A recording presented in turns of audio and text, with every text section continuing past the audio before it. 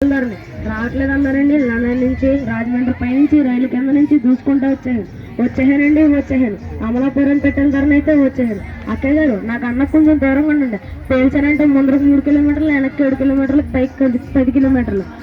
Mop చేయాలా of చేయాలా? Mop చేయాలంటే ముందరకైతే 6,000, వెనకైతే 3,000, పైకి అయితే 10,000. ఆఫ్ చేయాలంటే ముందరకైతే 6,000, వెనకైతే 12,000, పైకి అయితే 20,000. మరి మా ఇంట్లో ఒకసారి చిల్లర పెడితే చీమలు తినేసింది.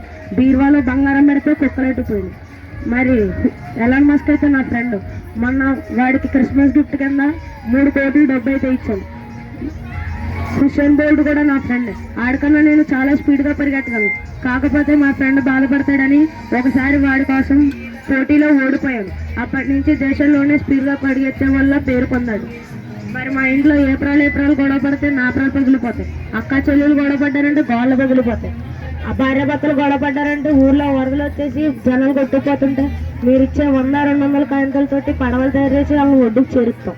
మీరిచ్చే 10 కాయింతలతోటి కాకినాడ వెళ్ళి కాఫీ తాగి ఆంధ్ర పేపర్లో మీ పేరు తప్పు లేకుండా రాకేస్తాం అన్నట్టు చెప్పడం మర్చిపోయాను. నిన్న కాక మొన్న మా ఇంట్లో పెళ్లి జరిగింది. జనం సుమారు 100 మంది వచ్చారు.